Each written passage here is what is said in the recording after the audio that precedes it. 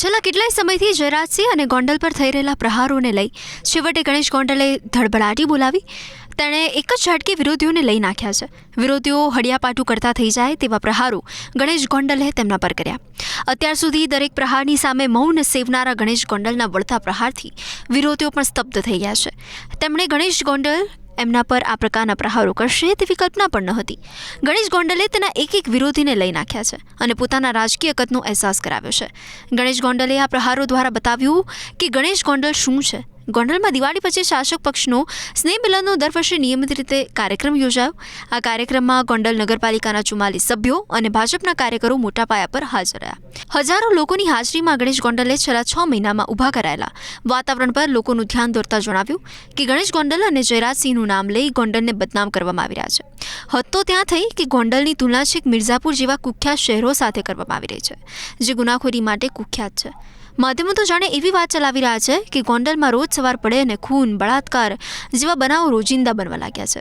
લોકો પર હુમલાઓ થાય છે, અસામાજિક તત્વો બેફામ છે. ગોંડલમાં તો રહેવાય જ નહીં. આવું વાતાવરણ બહારના લોકોએ બહારથી મીડિયા બોલાવીને બહાર ઊભું કર્યું છે.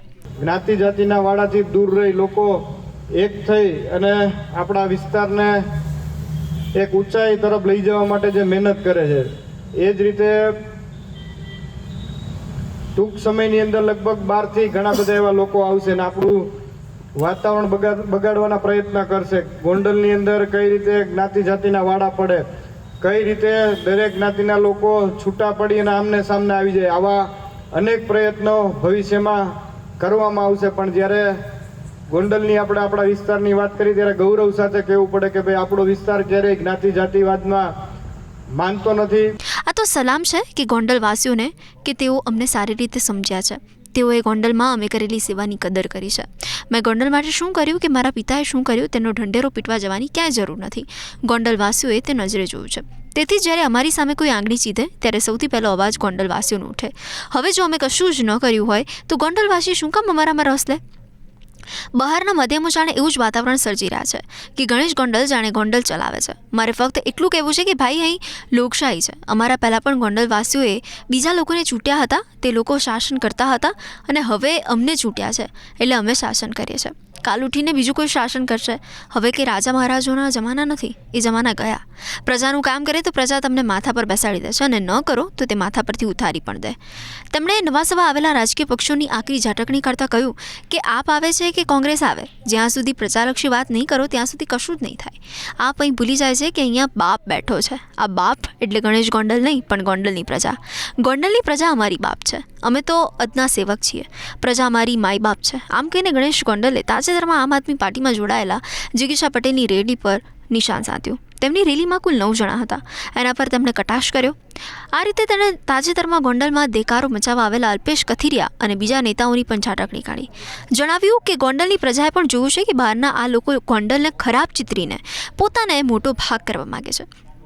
જ્યારે અમે ગોંડલની પ્રજાના કામ કરીએ, મત મેળવીએ, હવે ગોંડલને જોવાનું છે કે ગોંડલને બદનામ કરનારાઓની પડખે રહેવું કે ગોંડલના કામ કરનારાઓની પડખે રહેવું. ભવિષ્યની અંદર પણ પૂરી તાકાતથી આપણે આપણા વિસ્તાર માટે મહેનત કરવાની છે.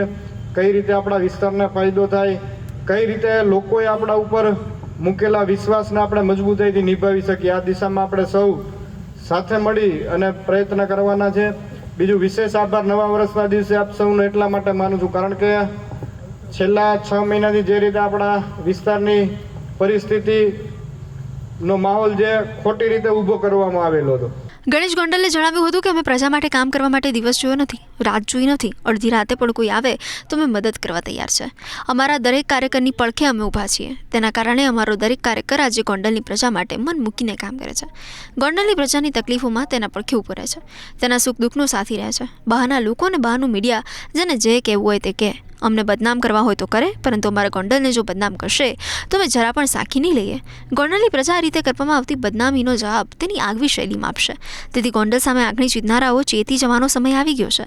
ગોંડલની પ્રજાને ખબર છે તેનું હિત શેમાં છે. તેથી ગોંડલમાં કોઈ પણ પ્રકારનો કાંકરી ચાળો કરવાનો મનસૂબો રાખનારા હોય તો ચેતી જાય. તેમના મનસૂબાને આ ગણેશ ગોંડલ પાર પાડવા નહીં દે. તેમની અને ગોંડલની વચ્ચે ગણેશ ગોંડલ ઊભો છે.